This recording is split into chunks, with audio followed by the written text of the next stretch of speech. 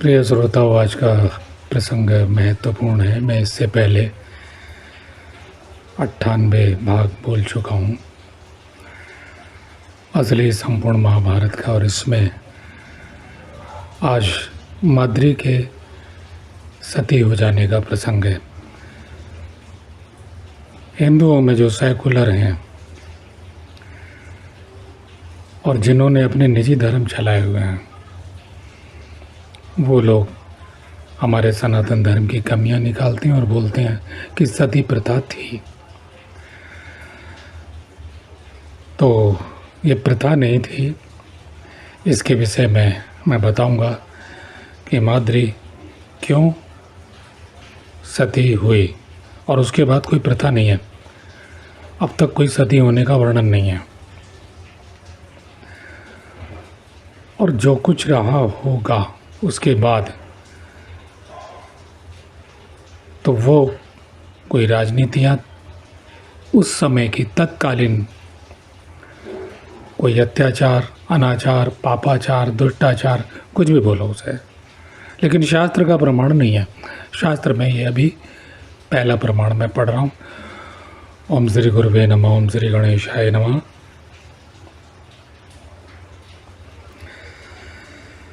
वैशंपायन जी कहते हैं, जन्मेजय उस महान वन में रमणीय पर्वत शिखर पर महाराज पांडु उन 5 दर्शनीय पुत्रों को देखते हुए अपने बाहुबल के सहारे प्रसन्नतापूर्वक निवास करने लगे। एक दिन की बात है, बुद्धिमान अर्जुन का 14वां वर्ष पूरा हुआ था।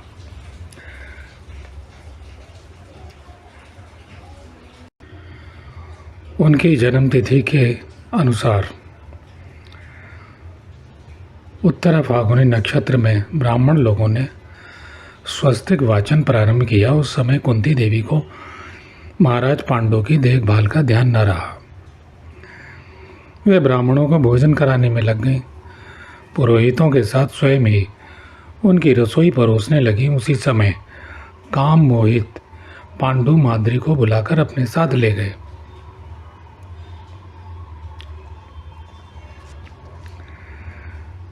कामवेग, सेक्स से पीड़ित थे, ऐसे समझिए। उस समय चैत्र और वैशाख के महीनों की संधि का समय था।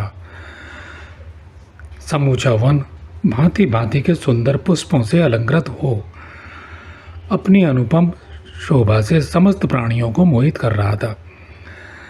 राजा पांडु अपनी छोटी रानी के साथ वन में विचरने लगे। पलाश, तिलक, आम, चंपा, पारिभद्रक, इसे पारिजात भी कहते हैं, हरसिंगार भी कहते हैं, तथा और भी बहुत से वृक्ष फल फूलों की समृद्धि से भरे हुए थे, जो उस वन की शोभा बढ़ा रहे थे। नाना प्रकार के जलाशयों तथा कमलों से सुशोभित उस वन की मनोहर छटा को देखकर राजा पांडु के मन में काम का संचार हो गया, यानी कामोत्तेजना उन्हें उत्पन्न हो गई। वे मन में हर्षोल्लास से भरकर देवता की भांति वहां विचर रहे थे। उस समय माद्री सुंदर वस्त्र पहनकर अकेली उनके पीछे पीछे जा रही थी। वह युवावस्था से युक्त थी और उसके शरीर पर झीनी झीनी साड़ी सुशोभित थी। उसकी ओर देखते ही पांडु के मन में कामना की आग जल उठी और मानो घने वन में दावाग्नि प्रज्वलित हो उठी हो। एकांत प्रदेश में कमल नयनी माद्री को अकेले देखकर राजा काम का वेग रोक न सके। वे पूर्णतया काम के अधीन हो गए। अतः एकांत में मिली हुई माद्री को महाराज पांडु ने बलपूर्वक पकड़ लिया। देवी माद्री राजा की पकड़ से छूटने के लिए यथाशक्ति चेष्टा करती हुई उन्हें बार बार रोक रही थी, परंतु उनके मन पर तो काम का वेग सवार हो चुका था। अतः उन्होंने मृग रूपधारी मुनि से प्राप्त शाप का विचार नहीं किया। आदमी काम की उत्तेजना में सब कुछ भूल जाता है। कई बार विषम परिस्थितियों का, कठिन परिस्थितियों का भी ध्यान न रखने के कारण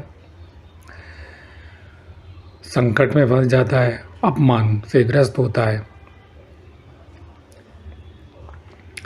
यही स्थिति राजा की थी और यहाँ तो मृत्यु भय राजा के सर पे सवार था, लेकिन उस भय को वो चक्रवर्ती सम्राट भूल चुके थे। साक्षात काल ने कामात्मा पांडु की बुद्धि मोह ली थी। उनकी बुद्धि संपूर्ण इंद्रियों को मत कर विचार शक्ति के साथ स्वयं भी नष्ट हो गई थी। फिर से परंतु उनके मन पर तो काम का भी एक सवार था। उन्होंने मृग रूपधारी मुनि से प्राप्त शाप का विचार नहीं किया। कुरुनंदन जन्मेजय वे काम के वश में हो गए थे, इसलिए प्रारब्ध से प्रेरित हो शाप की भय की अवहेलना करके स्वयं ही अपने जीवन का अंत करने के लिए बलपूर्वक मैथुन करने की इच्छा रखकर माद्री से लिपट गए। साक्षात काल ने कामात्मा पांडु की बुद्धि मोह ली थी। उनकी बुद्धि संपूर्ण इंद्रियों को मत कर विचार शक्ति से हीन या स्वयं ही नष्ट हो गई थी। कुरुकुल को आनंदित करने वाले परम धर्मात्मा महाराज पांडु इस प्रकार अपनी धर्मपत्नी माद्री से समागम करके काल के गाल में पड़ गए। समागम अर्थात संभोग। तब राजा माद्री के शव से लिपटकर बार बार अत्यंत दुख भरी वाणी में विलाप करने लगी। इतने में ही पुत्रों सहित कुंती और दोनों पांडुनंदन माद्री कुमार एक साथ उस स्थान पर आ पहुंचे जहां राजा पांडु मृतका अवस्था में पड़े थे। जन्मेजय यह देखकर शोकातुर माद्री ने कुंती से कहा, बहन आप अकेले ही यहाँ आए, बच्चों को वहीं रहने दें। बिल्कुल ऐसा लगता होगा कि जैसे ये आज की घटना है, आचार विचार कि बच्चों को वहीं रहने दें। आज भी कोई महिला ऐसा करेगी।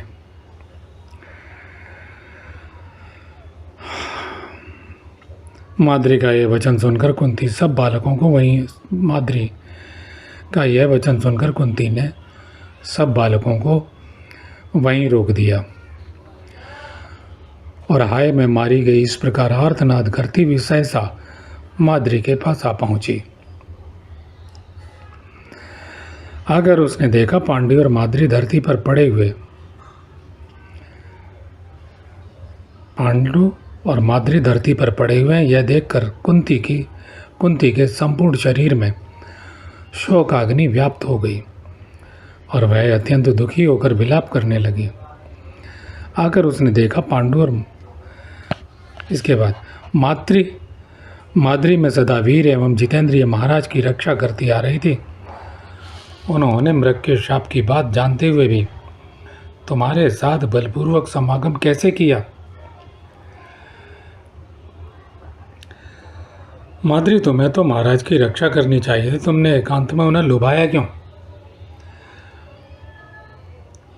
यानी आपने अपनी जवानी से उन्हें ललचाया क्यों?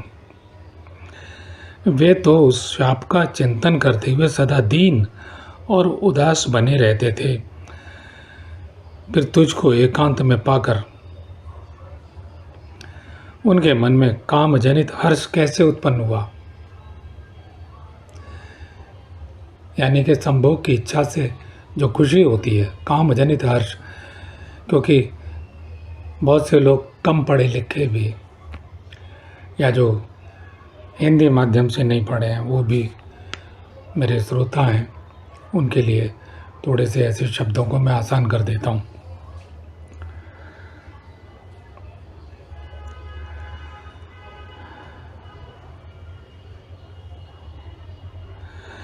बालिक राजकुमारी, पिता का नाम बालिक। कई कई राजाओं के दो दो नाम भी हैं, तीन तीन नाम भी हैं। तुम धन्य हो, मुझसे बड़ा भाग्नी हो, क्योंकि तुमने हर्षोल्लास से भरे हुए महाराज के मुखचंद्र का दर्शन किया है।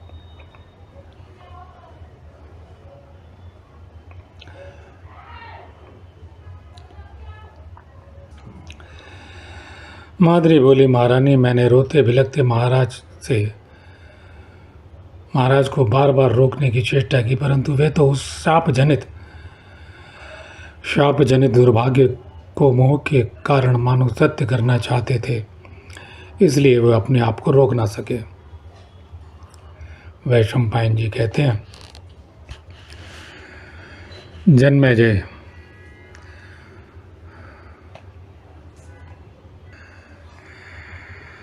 माद्री का यह वचन सुनकर कुंती शोक का अग्नि में संतप्त हो जड़ से कटे हुए वृक्ष की भांति सहसा पृथ्वी पर गिर पड़ी और गिरते ही मूर्छा आ जाने के कारण निश्चेष्ट पड़ी रही। हिलडुल भी ना सकी, जैसे मुर्दा लेट जाता है, ऐसे समझिए।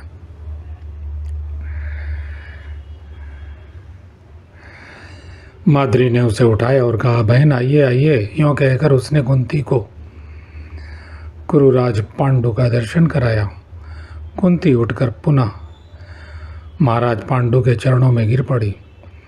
महाराज के मुख पर मुस्कुराहट थी और ऐसा जान पड़ता था मानो वो अभी अभी कोई बात कहने जा रहे हैं। आपने भी देखा होगा, बहुत से लोग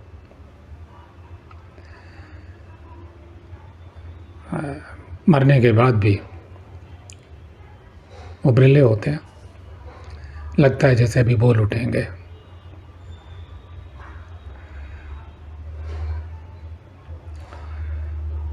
और मैंने देखा है कुछ लोगों को।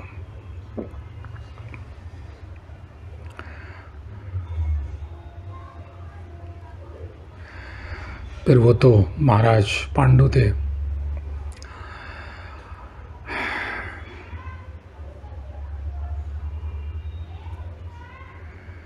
उस समय मोहवश उन्हें हृदय से लगाकर कुंती विलाप करने लगी।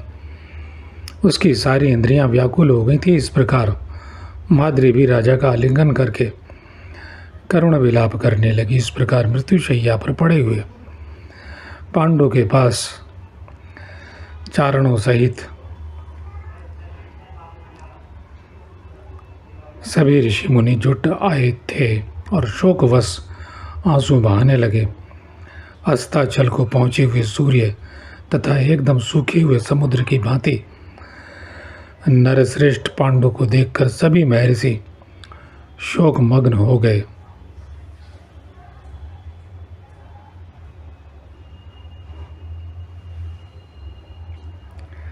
उस समय ऋषियों को तथा पांडु पुत्रों को समान रूप से शोक का अनुभव हो रहा था। ब्राह्मणों ने पांडु की दोनों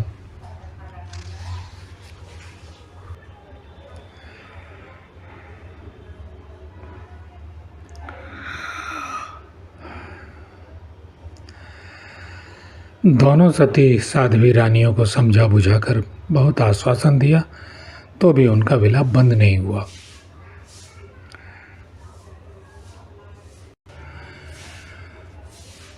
कुंती बोली, हाँ महाराज, आप हम दोनों को किसे सौंपकर स्वर्गलोक में जा रहे हैं? हाय, मैं कितनी भाग्यहीना हूँ। मेरे राजा, आप किस लिए अकेली माद्री से मिलकर सहसा काल के गाल में चले गए?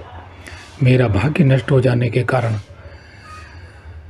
आज वह दिन देखना पड़ रहा है।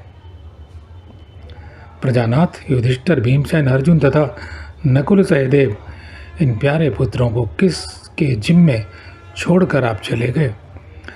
भारत, निश्चय ही देवता आपका अभिनंदन करते होंगे, क्योंकि आपने ब्राह्मणों की मंडली में रहकर कठोर तपस्या की है। अजमेर कुल नंदन उनके पूर्वज राजा अजमेर थे, बड़े धर्मात्मा राजा, इसलिए कहा अजमेर कुल नंदन, उनके कुल में आपका जन्म हुआ। आपके पूर्वजों ने पुण्य कर्मों द्वारा जिस गति को प्राप्त किया, उसी शुभ स्वर्गीय गति को आप हम दोनों पत्नियों के साथ प्राप्त करेंगे। वैशंपायन जी, जन्मेजय इस प्रकार अत्यंत विलाप करके कुंती और माद्री दोनों अचेत हो पृथ्वी पर गिर पड़ी। युधिष्ठिर आदि सभी पांडव वेद विद्या में पारंगत हो चुके थे। वे भी पिता के समीप आकर संज्ञा शून्य हो पृथ्वी पर गिर पड़े। सभी पांडु के चरणों में हृदय लगाकर सभी पांडु के चरणों को हृदय से लगाकर विलाप करने लगे। कुंती ने कहा, माद्री, मैं इनकी ज्येष्ठ धर्मपत्नी हूं।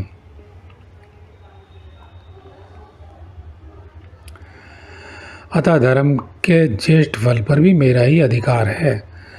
जो अवश्यम भावी है उससे मुझे मत रोको। मैं मृत्यु के वश में पड़े हुए अपने स्वामी का अनुगमन करूंगी। मैं मृत्यु के वश में पड़े हुए अपने स्वामी का अनुगमन करूंगी। अब तुम इन्हें छोड़कर उठो और इन बच्चों का पालन करो। पुत्रों को पाकर मेरा लौकिक मनोरथ पूर्ण हो चुका। अब मैं पति के साथ दग्ध होकर वीर पत्नी का पद पाना चाहती हूँ। प्रिय श्रोता, ये उनकी अपनी इच्छा है। इस पे आगे 2 शब्द बोलूँगा, अभी पढ़ लेता हूँ, पहले आप सुन लीजिए।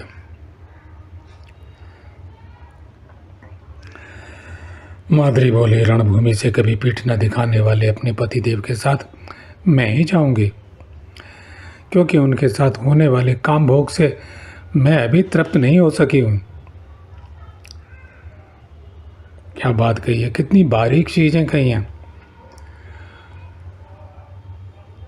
क्योंकि संभोग अभी हुआ ही था और शापवश उनकी मृत्यु हो गई। अभी वो आनंदित नहीं हुई थी।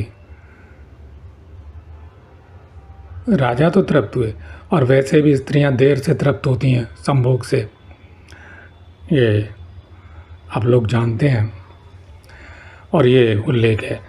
तो अभी तो हुआ था और वो प्राणहीन होकर राजा गिर पड़े। तो यहाँ इन बारीक चीज़ों का उल्लेख किया गया है।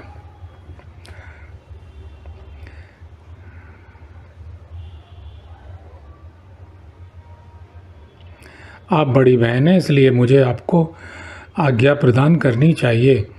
ये भरत श्रेष्ठ मेरे प्रति आसक्त हुए, मुझसे समागम करके मृत्यु को प्राप्त हुए, अतः मुझे किसी प्रकार परलोक में पहुंचकर उनकी उस काम वासना की निवृत्ति करनी चाहिए। अब देखिए, अब आपको शरीर तो यहीं छूट गया, तो वहाँ कैसे काम तृप्ति होगी? बहुत से प्रश्न होंगे। हाँ, शरीर का आनंद यहाँ है। समस्त साधनाएं शरीर से होती हैं, ऐसा अनेक ग्रंथों में उल्लेख है कि जो ब्रह्म के मार्ग में चल रहा है, यानी ईश्वर प्राप्ति के मार्ग में, योग विद्या से या तंत्र विद्या से एक स्थिति के बाद सर्वोपरि दिव्य लोक, वहाँ आगे का साधन होता है। आपने गीता में पढ़ा होगा, एक देवयान मार्ग और पितरयान मार्ग। देवयान से जो जाता है उसका पुनर्जन्म नहीं होता। तो ये अनंत लोकांतर है और इनका वर्णन नहीं किया जा सकता। ऋषियों ने भी वर्णन किया जितना हो सका, 18 पुराणों में, उपनिषदों में, वेदों में, और उसके बाद छोड़ दिया कि आगे वाणी खामोश है, इससे ज़्यादा अभिव्यक्ति नहीं हो सकती। तो वहाँ उन शरीरों को धारण करके, और ये गंभीर बात है, ये मैं कह रहा हूँ, मैंने जो कुछ जाना समझा पूज्य गुरुदेव के चरणों में स्थित होकर के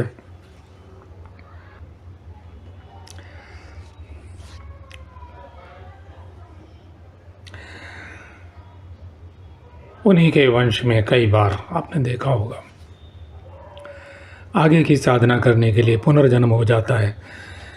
अभी पितृपक्ष शुरू होने वाले हैं 7 सितंबर से।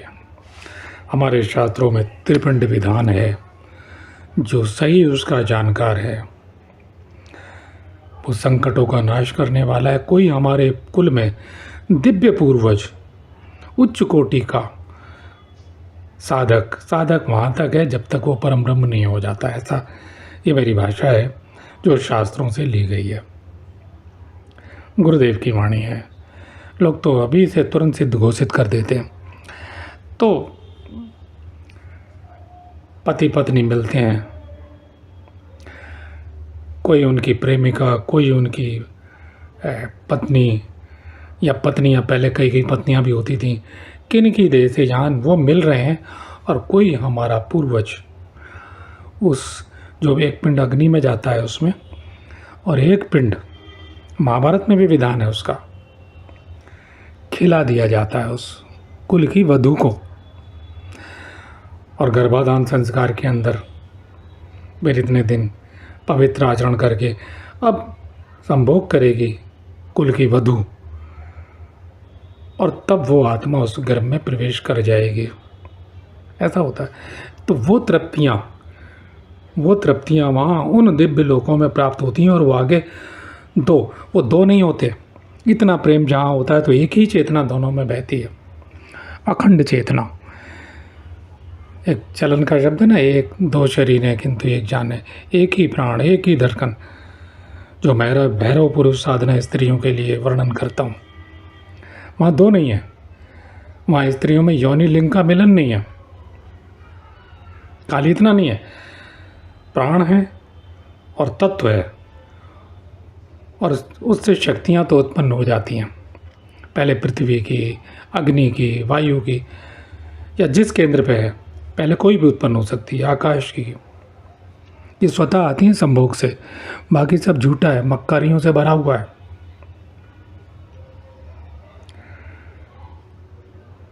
खैर, तो ये प्रसंगवश मैंने आपको बताया। शरीर तो मिल रहा है, अब वहाँ कैसे मिलेगा, मुझे लगता है कि मेरी बात समझ में आ गई होगी।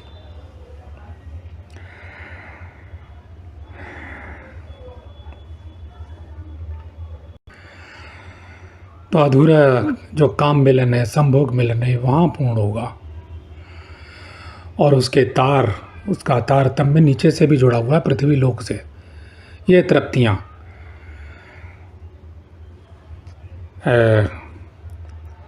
गौरव कुमार जी ने मुझसे भोपाल से पूछा, उनकी बहन रहती है चंडीगढ़ में, कि शरीर यहीं छूट जाता है, जला के नष्ट कर दिया जाता है, तो ब्राह्मणों को भोजन कराने से कैसे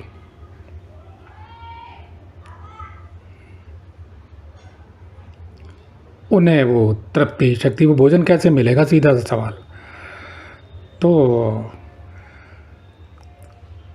यही कहूँगा कि मेरे वीडियो ठीक से नहीं, मैंने पितरों पे काफ़ी कुछ बोला हुआ है, लेकिन फिर भी अगर समझ नहीं आया है, आपका कहना है कि मैं समझा नहीं सका, इसका मतलब ये है कि आपने ठीक से नहीं सुना। एक बार और सारांश में मैं बोल दूंगा। ये तृप्ति, काम तृप्ति का विषय जो निचले से जुड़ा हो,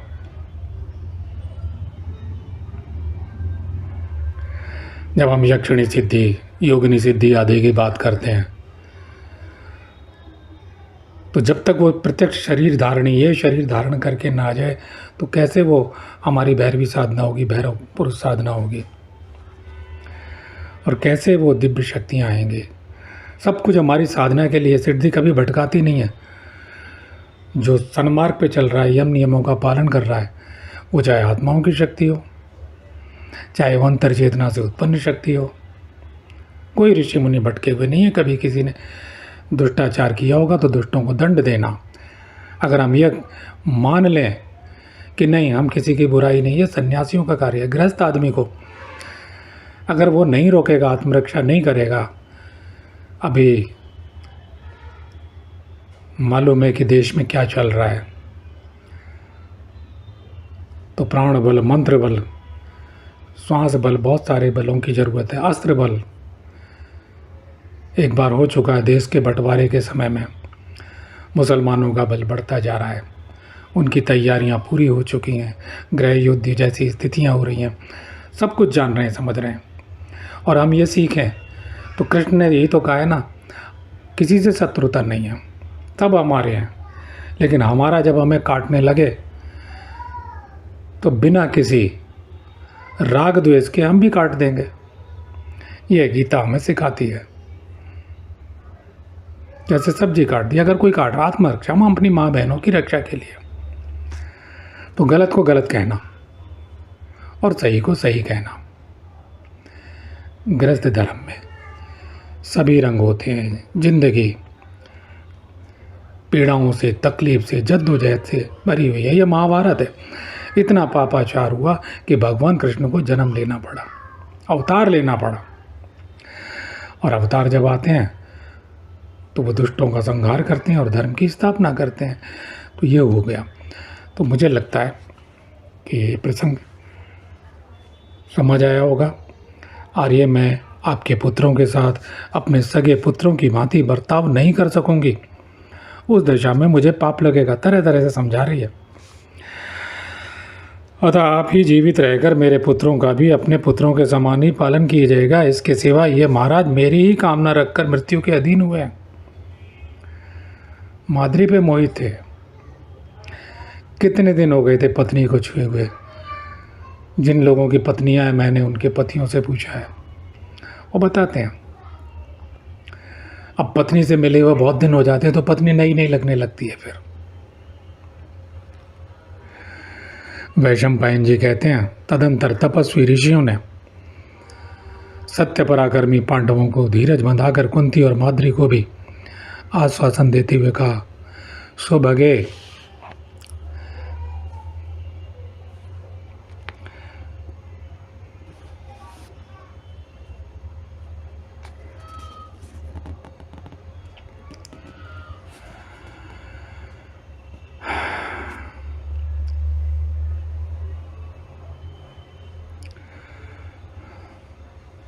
यहाँ दो अर्थ हैं सुभगे के।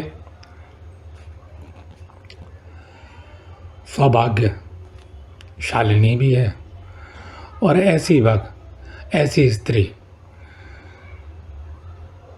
जिसके अंग से ऐसी दिव्य संतानें उत्पन्न हुई हों, क्योंकि 5 पांडव उन दिव्य अंग से उसके पैदा हुए थे। सुभगे, तुम दोनों के पुत्र अभी बालक हैं, अतः तुम्हें किसी प्रकार का देह त्याग नहीं करना चाहिए। हम लोग शत्रुदमन पांडवों को कौरव राष्ट्र की राजधानी पहुंचा देंगे। राजा धृतराष्ट्र अधर्म में धन के लिए लोभ रखता है। राजा धृतराष्ट्र अधर्म में धन के लिए, जो अधर्म से कमाया हुआ धन है, उसके लिए लोभ रखता है, अतः वह कभी पांडवों के साथ यथा योग्य बर्ताव नहीं कर सकता। कुंती के रक्षक एवं सहायक वृषनिवंशी और राजा कुंती भोज हैं, तथा माद्री के बलवानों में श्रेष्ठ और महारथी शल्य उसके भाई हैं। माद्री के बलवानों में श्रेष्ठ महारथी शल्य उसके भाई हैं, इसलिए संदेह नहीं कि पति के साथ मृत्यु स्वीकार करना पत्नी के लिए महान फलदायक होता है। तथापि तुम दोनों के लिए यह कार्य अत्यंत कठोर है। यह बात सभी श्रेष्ठ ब्राह्मण कहते हैं।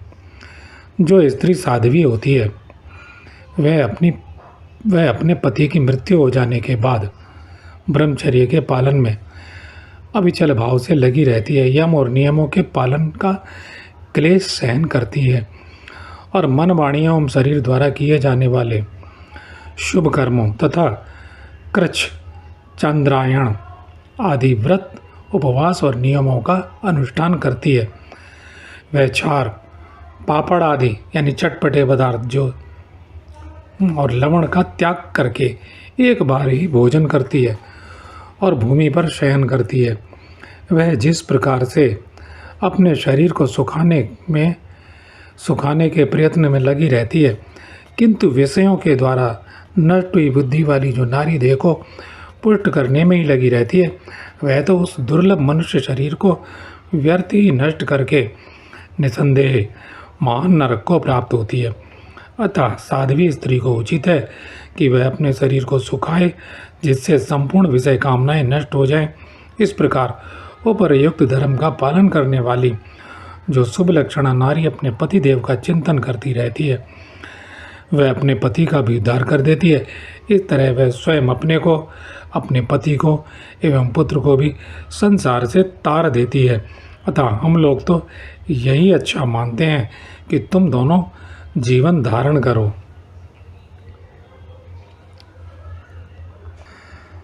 दोनों ही पत्नियां ऐसी इच्छा रखती हैं कि वो पति के साथ जलकर भस्म हो जाए। दोनों का प्रेम इतना प्रबल है। आपने कुछ वर्षों तक जो लोग इस टाइम 50-55 साल के हो गए हैं, आप देखते होंगे कि पिछले और 30 साल पहले या जब 8-10 साल के थे, तो ऐसी फिल्में बना करती थी, दो बदन, बैजू बावरा और बहुत सारी ऐसी फिल्में, धार्मिक फिल्में भी हैं।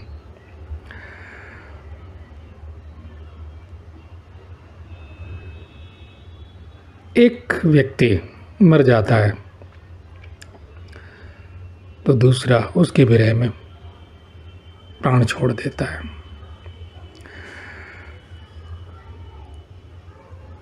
उस समय के विवाह स्वयंवर प्रथा से होते थे। एक दूसरे की तारीफ सुनते थे कि फलाना राजकुमार ऐसा है, इतने गुणों से संपन्न है, इतना बड़ा वीर है,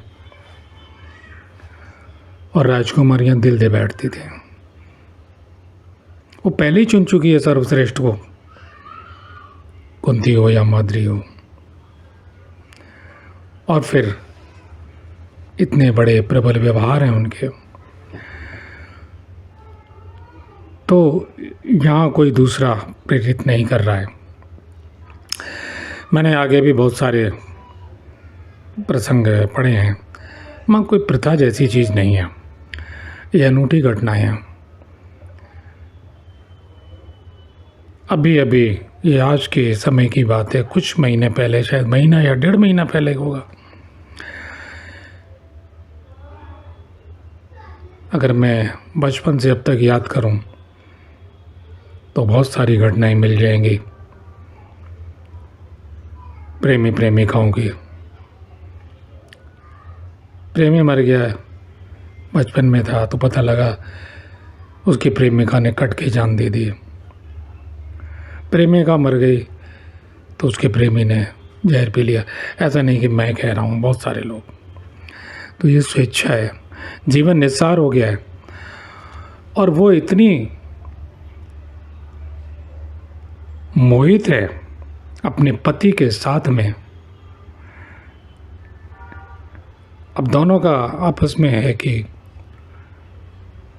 अब जिंदा रहने का कोई मतलब नहीं रह गया, निस्सार। तो अभी आसाम का डीसीपी है, आप न्यूज़ में देख लें, deputy commissioner of police Assam का आईपीएस अधिकारी, 3 या 4 साल से पत्नी कोमा में थी और वो मर जाती है। आईसीयू में मर जाती है। वो डीएसपी जाता है और उससे बर्दाश्त नहीं होता, डॉक्टर उसे सूचना देते हैं और वो अपनी सर्विस रिवाल्वर से गोली मार लेता अपने आप को। ये अभी की घटना है, और अभी ढूंढोगे तो बहुत सारी घटनाएं मिल जाएंगी। जीवन निस्सार। तो प्रथा का मतलब होता है कोई हमने रिवाज है और ज़बरदस्ती किसी को हम सती बना रहे हैं, डाल रहे हैं। तो मैंने कहा ना, वो गांव की नीतियाँ, मक्कारियाँ या जो कुछ भी रहा होगा वो अलग अलग क्षेत्रों में। तो जब जीवन निसार लगने लग जाए पति की मृत्यु के बाद, तो सच्ची तो वो है, अब रहना ही है। तो उसे पालन क्या है, वो तो खुद ही, उसे अच्छा नहीं लगेगा, बहुत सारा कुछ याद आएगा, अच्छे अच्छे भोग पदार्थ अच्छे नहीं लगेंगे। तो ये अनुशासन, और ये जान लीजिए कि वो किस लेवल के लोग हैं। पांडु भी दुर्लभ दिव्यात्मा है, माद्री भी दिव्यात्मा। ये सब महाभारत के जन्म में, महाभारत में जो आत्माओं का अवतरण हुआ है उसका वर्णन पहले कर दिया गया है। कौन किस प्रकार से जन्म लेगा। राक्षस जन्म ले रहे थे, उसके बाद देवताओं का अवतरण हुआ है। तो बहुत ढंग से समझ में आ गई होगी मुझे लगता है। तो आगे बढ़ता हूँ। कुंती बोले, महात्मा हो, हमारे लिए महाराज पांडु की आज्ञा जैसे सिरोधारी है, यानी महात्माओं की आज्ञा, और महाराज पांडु ने आज्ञा दी थी, यानी आप उनसे भी बड़े हो, तो उन्हीं के समान हम आदर करते हैं आपका।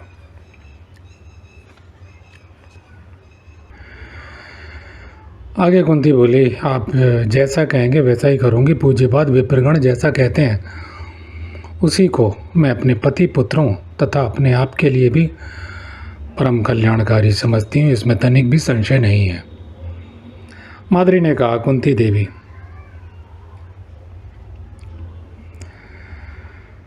सभी पुत्रों के योगक्षेम के निर्वाह में, पालन पोषण में समर्थ हैं। कोई भी स्त्री, चाहे वह अरुंधति ही क्यों ना हो, अरुंधति को वशिष्ठ मुनि की पत्नी को विश्व सुंदरी माना जाता था, इसलिए अरुंधति का मतलब हर एक चीज़ में, बुद्धि में, विद्या में, सौंदर्य में,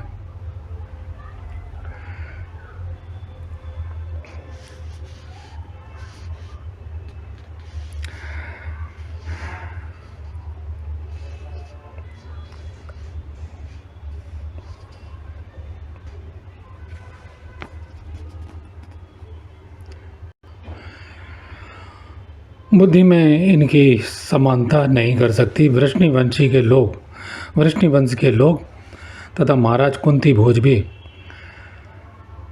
कुंती के रक्षक एवं सहायक हैं। बहन पुत्रों के पालन पोषण की शक्ति जैसी आप में है वैसी मुझ में नहीं है, अतः मैं ही पति का अनुगमन करना चाहती हूँ। पति के संयोग सुख से मेरी तृप्ति भी नहीं हुई है। अभी भी वही कह रही हैं, संयोग सुख यानी संभोग सुख से मेरी तृप्ति नहीं हुई है। अतः आप बड़ी महारानी से मेरी प्रार्थना है कि मुझे पति लोक में जाने की आज्ञा दें। मैं वहीं धर्मज्ञ, कृतज्ञ, सत्य प्रतिज्ञ और बुद्धिमान पति के चरणों की सेवा करूंगी। माँ आर्य, आप मेरी इस इच्छा का अनुमोदन करें। वैशंपायन जी कहते हैं, यूँ कहकर मद्र देश की राजकुमारी सती साध्वी माद्री ने कुंती को प्रणाम करके अपने दोनों जुड़वे पुत्र उन्हीं को सौंप दिए। तत्पश्चात उसने महर्षियों को मस्तक नवाकर पांडवों को हृदय से लगा लिया और बारंबार कुंती के तथा अपने पुत्रों के मस्तक को सूंघकर युधिष्ठिर का हाथ पकड़कर कहा। माद्री बोली, बच्चों, कुंती देवी तुम सबकी असली माता है। मैं तो केवल दूध पिलाने वाली दाई थी। तुम्हारे पिता तो मर गए। अब बड़े भैया युधिष्ठिर तुम्हारे धर्मात्मा तथा तुम चारों भाइयों के पिता हैं, अर्थात पिता तुल्य हैं, संरक्षक हैं। इस श्लोक का अर्थ यही है। तुम सब बड़े बूढ़े गुरुजनों की सेवा में संलग्न रहना एवं सत्य एवं धर्म के पालन से कभी मुंह न मोड़ना। ऐसा करने वाले लोग कभी नष्ट नहीं होते और न कभी उनकी पराजय ही होती। अतः तुम सब भाई आलस्य त्याग कर गुरुजनों की सेवा में तत्पर रहना। वैशंपायन जी कहते हैं, राजन, तत्पश्चात माद्री ने ऋषियों तथा कुंती को बारंबार नमस्कार करके क्लेश से क्लांत होकर कुंती देवी से दीनतापूर्वक कहा, वृष्णि कुलनंदिनी, आप धन्य हैं। वृष्णि वंश में उनका जन्म हुआ था। कुंती का वृष्णि वंश में ही भगवान कृष्ण पैदा हुए थे। आपकी समानता करने वाली दूसरी कोई स्त्री नहीं है, क्योंकि आपको इन अमित तेजस्वी तथा यशस्वी 5 पुत्रों के बल, पराक्रम, तेज, योग बल तथा महात्म में देखने का सौभाग्य प्राप्त होगा। मैंने स्वर्गलोक में जाने की इच्छा रखकर इन महर्षियों के समीप जो यह बात कही है वह कदापि मिथ्या न हो। देवी, आप मेरी गुरु, वंदनीय तथा पूजनीय हैं। अवस्था में मुझसे बड़ी हैं और गुणों में भी श्रेष्ठ हैं। समस्त नैसर्गिक सद्गुण आपकी शोभा बढ़ाते हैं। यादव नंदिनी, अब मैं आपकी आज्ञा चाहती हूँ।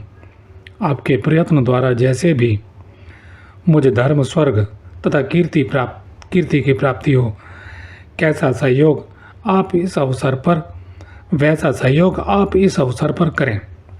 मतलब मुझसे जिस प्रकार से भी कल्याण की प्राप्ति हो वैसा सहयोग आप मुझसे करें, वैसा सहयोग आप इस अवसर पर करें। मन में किसी दूसरे विचार को स्थान न दें। तब यशस्विनी कुंती ने वाष्प गदगद वाणी में कहा, जैसे भाप से गदगद भाप उठ रही, यानी तरलता, यानी कि जैसे कि जमीन पर होते हुए भी वो जमीन पर ना हो, वाष्प गदगद स्थिति है। कल्याणी, मैंने तुम्हें आज्ञा दे दी। विशाल लोचने, तुम्हें आज ही स्वर्गलोक में पति का समागम प्राप्त हो। भामिनी, तुम स्वर्ग में पति से मिलकर अत्यंत वर्षों तक प्रसन्न रहो। माद्री बोली, मेरे इस शरीर को महाराज के शरीर के साथ ही अच्छी प्रकार ढककर दग्ध कर देना चाहिए। बड़ी बहन, आप मेरा यह प्रिय कार्य कर दें। मेरे पुत्रों का इच्छा आती भी सावधान रहकर उनका पालन पोषण करें। इसके सिवा दूसरी कोई बात मुझे आपसे कहने योग्य नहीं जान पड़ती। वैशंपायन जी कहते हैं, जन्मेजय, कुंती से यह कहकर पांडु की यशस्विनी धर्मा पत्नी माद्री चिता की आग पर रखे हुए नर श्रेष्ठ पांडु के शव पर सबके साथ स्वयं भी चिता पर जा बैठी। तदंतर